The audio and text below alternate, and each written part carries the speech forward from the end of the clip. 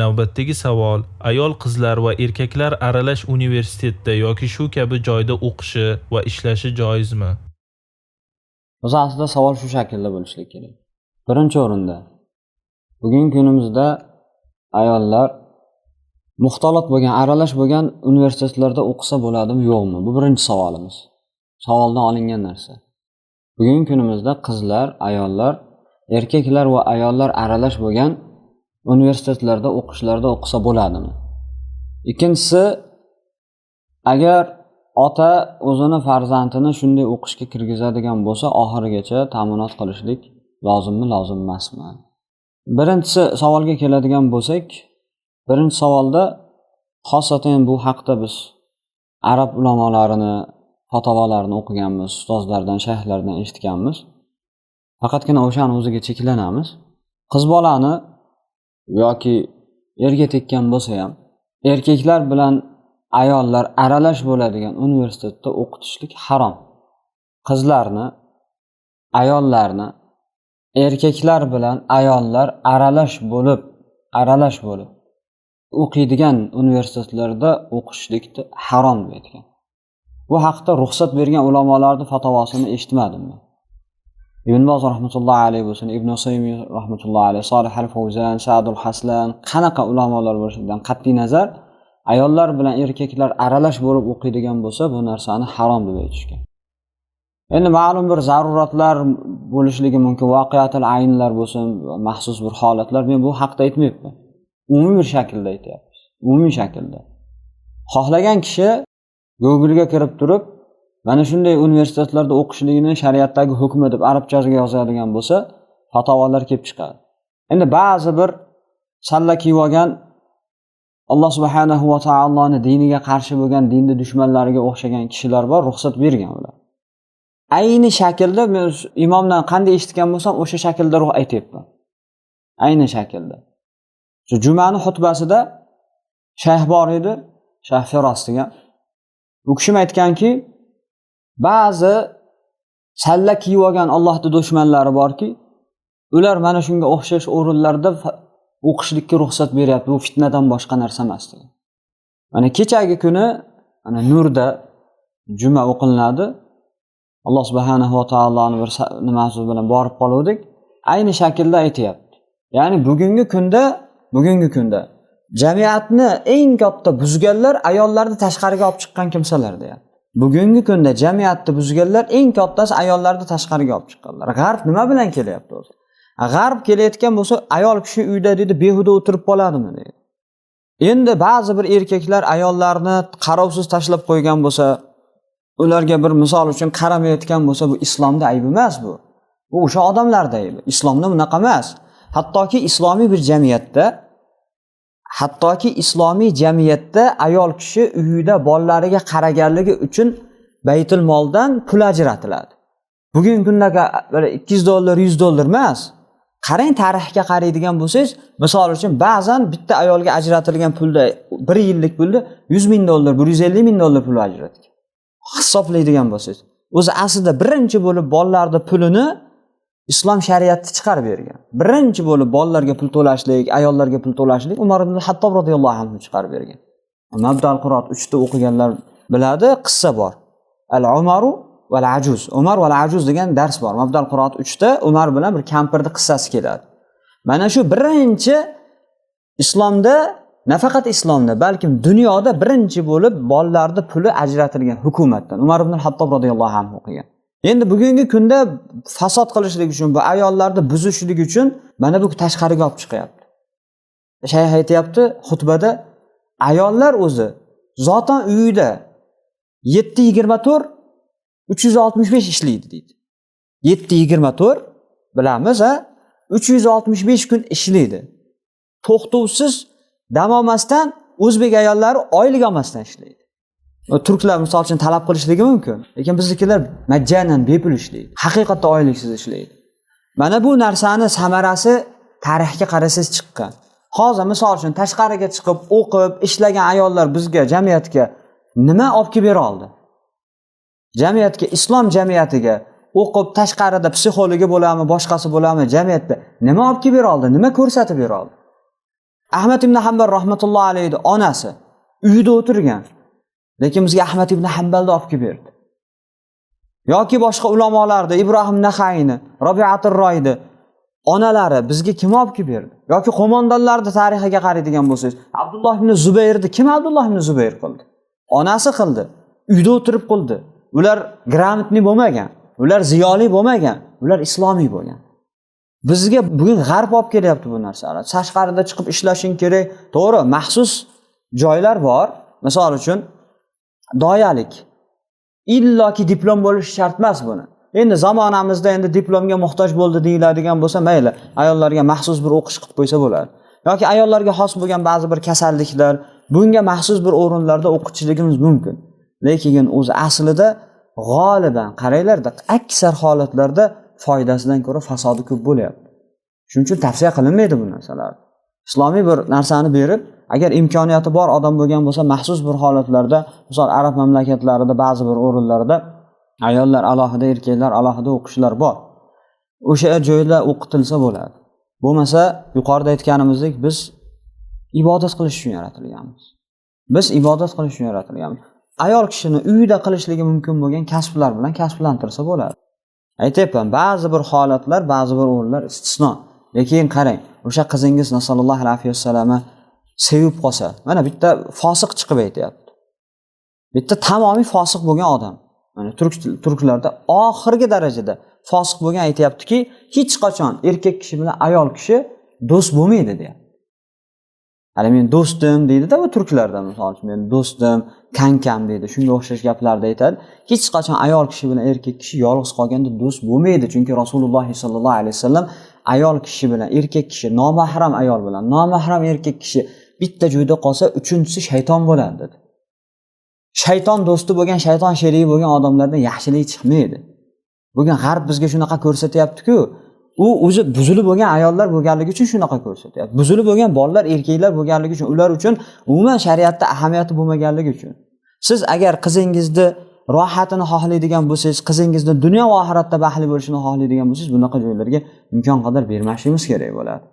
Qarangda, hozir misol uchun mana endi oxirgi paytlarda sekin qarab, birodarlar bilan suhbat qilib ko'ryapmiz-da.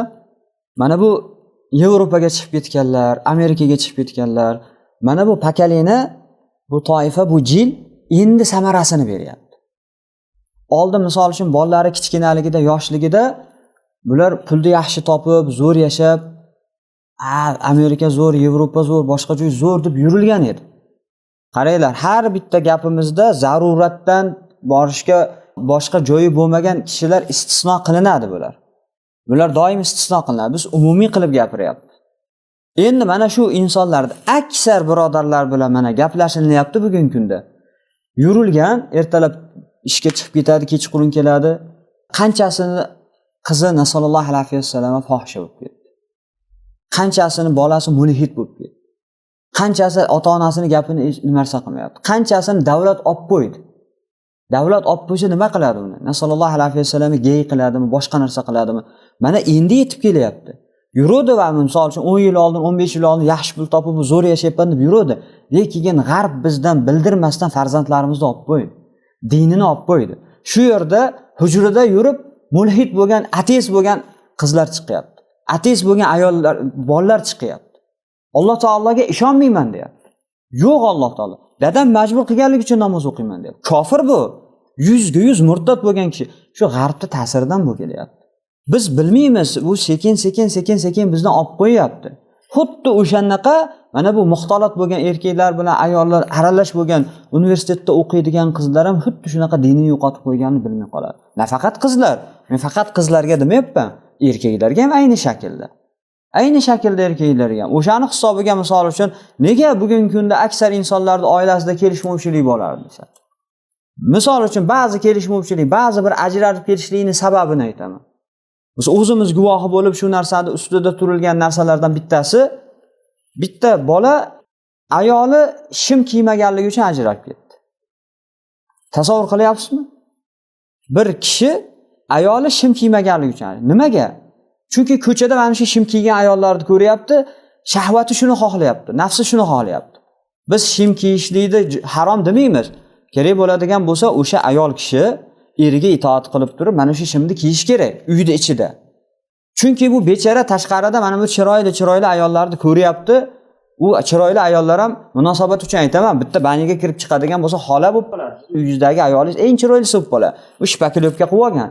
Agar mana bu tashqarida kiyilgan kiyimlarni siz oilangiz kiyadigan bo'lsa, 100 ga 100 yaqinan chiroyli bo'ladi siz oilangiz. Lekin bizda bechara ayollarimiz 4 ta 5 ta farzandi bor, uning ustiga 1 yil, 2 yil orasi bor. U yana sizga ovqat qilish kerak, boshqa qilish kerak, boshqa narsalar bo'ladi. Endi siz tashqarida bir ikkita chiroyli qizlarni ko'radigan bo'lsangiz yoki shayton sizni ko'zingizga chiroyli ko'rsatadi, uyingizga borsangiz oilangiz yoqmaydi. Mana shu nimani sababidan desa, ayollarni tashqariga chiqqanligi. Kecha juma kuni xutbada shayx juda ham ajib gap gapirdi, umuman odam tasavvur qilmagan ekan. Qarang, aytayaptiki, ayollarni tashqariga chiqib ishlashi deyapti, erkaklarga zarar beryapti deyapti. Qaysi jihatdan desa, chunki mana bu erkaklar tashqariga chiqib ishlashligi mumkin bo'lgan o'rinlarga ayollarni qo'yib qo'ydi deyapti. Bu ayollar jimgina o'tirganda uyda deyapti. Shu mana bu ayollar ishlayotgan joyda erkaklar ishlagan bo'lardi, keyin oila totuv bo'lardi deydi. Hozir mana bu ayol 3-4 so'm pul topib kelyapti-da, kelib eriga deyapti, gap otyapti, kallasini ko'taryapti deyapti. Qarang, kassa %98 kassada mana ayollar turadi. Banisaga borasiz. %98 ayollar. Yana uni ham nima qilib qo'ygan? Haliginaqa ochiq-sochiq ayollarni qo'yib qo'yadi. Reklama %98 ayollar. Bu erkaklarda ishini olmadimi shular? Men shular jimgina o'tirib bolasini qaraganda, kassada ham erkaklar ishlardi, banisada ham erkaklar ishlardi, aeroportda ham erkaklar ishlardi, noturxonada ham erkaklar ishlardi. Bu hozir ta'til qildi deyapti-da. Bu kazzoblar alayhima yastahiqu minalloh. Uyda o'tirib deyapti, nisful jamoa deydi-da bular. Kitoblarda ayni shaklda keladi. Jamiyatda 50% deydi, ishsiz qolib ketdi, ishlamayapti. Ahmoq, mana bu jamiyatda 50% uyda jimgina ishi bilan ishlab turgan edi. Sen bu ayollarni tashqariga olib chiqqandan keyin qolgan ishlashligi kerak bo'lgan 50% ishsiz qoldirdi. Shuning uchun ketyapti u Rossiyaga. Shuning uchun ketyapti Qozog'istonga. Shuning uchun Amerikaga ketyapti. Senga ishini qo'yib qo'yma, ayollarni ishdan shat bo'shatib turib uyga qo'yib qo'ygin, o'sha ishda ayni shaklda erkaklar qila oladi va afzal qilib qiladi. Shak shubhasiz. Qasam ichsak xonis bo'lmaymiz, qasamimiz buzilmaydi. Chunki Alloh taolo erkaklarni mana shu bi'a uchun yaratgan. Shu holat uchun yaratgan. Albatta bular yaxshi qiladi. Shuni hisobiga qarangda, shuni hisobiga fiqh kitoblarini qaraydigan bo'lsangiz, ayol kishiga 7 ta o'rinda qarashlik muboh deydi Navoiy rahmatullohi alayh Minhajut Talibin degan kitobida. 7 ta o'rinda erkak kishi ayolga qarasa bo'ladi. Shulardan bittasi tabib bo'lsa deydi. Demak, ba'zi holatlarda, masalan, tish doktor bo'lsin, boshqa bir holat bo'lsin, tabib bo'ladigan bo'lsa ko'rsatsangiz bo'laverar ekan. Allohul musta'an, xulosatul kalom, bu o'rinlarda ishlashlik tavsiya qilinmaydi. Chunki bizga Umar ibn al-Hattob radhiyallohu anhu dek yoki Ahmad ibn Hanbaldek, Imom Shofiyydek insonlarni shakllantirib berishlik uchun ana shunaqa uyda vaqarna fi buyutikunna, uylaringizda vaqor tutinglar degan ayollar kerak. Darslarimizda aytdik, agar tashqariga chiqib ishlab pul topish afzal bo'lganda, payg'ambar sollallohu alayhi vasallamning ayollari, qizlari bizga ayni shaklda o'rnak bo'lardi. Tarixdan birorta bir o'rnak olib kelib bera oladingmi? Islom tarixida bironta bir o'rnak yo'q. Ayollar tashqariga chiqib ishlab pul topib erini boqqanligi va o'shalar maqtalganligi birontasi yo'q. Ayollarda jihodga chiqqanligi bor, maqtalganligi. Ayollarda uyda o'tirganligi bor, maqtalganligi. Lekin tashqariga chiqib ishlaganligi maqtalinmagan. Ular o'qiganmi? Ha, tamom, shariy o'qishda o'qigan yoki dunyoviy o'qishli. Hech kim man qilinmayapti bu yerda. Ya'ni islom shariati ayollarni aqlli bo'lishlikdan to'smaydi. Ayollarni ilmli bo'lishligidan to'smaydi. Faqatgina ma'siyatga aralashgan holatda ilm olishlikdan to'sadi. Qachon tashqariga chiqib ma'siyat bo'ladigan bo'lsa, jamiyatni buzadigan bo'lsa, keyin to'sadi. Siz g'arbni mana bundaqa tashqaridagi ziynatiga aldanib qolmang. Ichkariga kirsangiz, ular mana bu tabletga qidirib yuribdi, bitta ichsamda o'lib qolsam deyapti. Haqiqatda mana shu. Ular uchun rohat qolmadi, chunki bu hayotda islomdan boshqa, Alloh subhanahu va taologa itoatdan boshqa rohat yo'q. Vallohi billahi tallohi bundan boshqa rohat yo'q. Xo'p, endi ota agar farzandini o'qitaman deb va'da qilgan bo'lsa, o'qitish oxirigacha majburiymi? Yo'q, majburiy emas. Ota shunaqaki, Alloh subhanahu va taolo dadaga shunaqa imkoniyatni berganki, siz u farzandingizga narsani berib, o'g'lim mana shu senga hadiya deysizda, Keyin o'ziga kerak bo'lsa qaytarib olaverasiz, muammosi yo'q. Alloh subhanahu va taolo shunaqa sharoitni bergan. O'zingiz bergan hadya. Misol uchun mana men telefonimni o'g'limga berdimda, o'g'lim mana shu senga hadya dedimda, abitdan keyin olib kel o'g'lim, o'zimga kerak bo'lib qoldi deb qaytarib olaveraman. Shariat menga mana shunaqa imkoniyatni berdi. Shuning uchun agar ota ba'zi holatlarda uydagi holatlar bor, ba'zi misol uchun ayol kishi shu darajada o'zi aqli noqis bo'lsa ham, dini zaif bo'lsa ham, lekin eng aqllimizni ham aldab qo'yadi. Ayollarimiz mashaalloh, biz xossatan o'zbek ayollarida shirin gapirib, nima qilganingizni bilmay qolasiz o'zi. Bitta narsani olib kelamiz, stakanni olib keladi. Dadajonsiz mana shuni olaylik deydi. Siz qaraysiz, bu stakan $10 turadi. Erkak kishining birinchi aqliga keladigan narsa nima? Aytda $1 turibdi-ku deydi, ayni shaklda. Suv ichasan bunda deydi. Boshqa narsa qilmaysan deydi. Maqsadni hosil qilsa bo'ldi emasmi? Siz o'sha indamaydi oilangiz. To'g'ri sizni gapingiz ham deydi. Sekin keladi, dadajonsiz, lekin buni materiali yaxshi-da deydi, bu zo'r deydi. Keyin mehmonlar kelganda qo'yasiz deydi. Sizda o'rtoqlaringiz kelganda olib chiqaman deydi. Oradan ozgina vaqt o'tgan bo'la, undan ham qimmatini o'zingiz olib kelib bergan bo'lasiz, hadya qilib turib. Ayollarda Alloh subhanahu va taolo mana shunday qilib beradi. Shuning uchun ba'zi holatlarda o'sha qizimizni, o'sha singlimizni bir joyda o'qiyotganligiga shu onaxon yaxshigina sabab bo'lgan bo'lsa kerak. Akamiz bilmay qolgan u o'qishga qanday berganligini. Shu darajada nima narsa qilgan. Endi fikri o'zgarib qoldi, qarasa o'ziga keldi. Men mana $20 narsani olib qo'yibman, $1 ham bor edi deydi. Attang qilib o'tiraveramiz keyin. To'g'rimi? Attang qilib o'tiramiz, lekin yaxshi tarafi bizda o'zbek ayollarida. Alloh taolo rozi bo'lsin. Ya'ni urush janjal qiladigani kam xosat. Yoki men ko'rmaganman, kam ko'rganman. Biz onamiz ham, o'zimizning oilamiz ham alhamdulillah Alloh taoloning fazli bilan yoki opa-singillar, qo'ni qo'shnilarda ko'rgan narsamiz shu. Illoki mana shuni olib berasan, falon qilasan, yaxshi gapirib qanday olib berganingizni bilmay qolasiz. Alloh alam shu opamiz ham qizini qanday qilib o'qishga olib kirganini shu akamiz bilmay qolgan bo'lsa kerak. Endi qarayapti, ko'ziga nima ko'rinyapti. Bunga shuncha pulni sarflagandan ko'ra, o'sha pulni Alloh yo'liga bersa menga ko'proq ajr bo'lyapti-yu degan tushunchaga keldimi? Demak, o'rtada bir gap bor. Allohu alam. Men agar o'zim holatim bo'lsa, qizimni o'qitmayman. Allohu alam. Endi kattaroq ustozlardan so'radigan bo'lsa, nima qilsin? Men unaqa joylarda o'qitmayman, chunki bizga dini muhimroq. Qizlarimizni dunyosidan ko'ra dini muhimroq. Bizda o'qishidan ko'ra iffati muhimroq. Ishlashidan ko'ra uyda o'tirib turib tarbiyasi muhimroq bo'ladi. Ayni shaklda buni olsa bo'ladi. Onlayn o'qishlar chiqib ketgan, boshqalari chiqib ketgan. Uyda o'tirib turib tamomiy mana shu narsalarni qilsa bo'ladi. Ko'ryapmiz misol. Muslima opa-singillarimizni ichida misol uchun o'sha doyalik qiladiganlari bor, bir joyda o'qimagan. Lekin o'sha uyda o'tirib, uyoq qilib ayollarni o'zidan o'rgangani bor. Ukol qiladiganlari bor, o'qishga bormagan.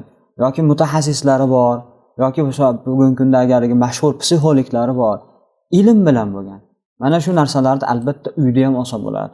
Musulmon odamda bitta narsa bo'lishi kerak. Qachonki Alloh subhanahu va taolo bir insonni bir joyda bo'lishligini maqtagan bo'lsa, bilingki albatta maqtov o'sha yerda o'ziga xoslanadi, boshqa joyga emas. O'sha o'rindan chiqildimi bo'ldi, buziladi.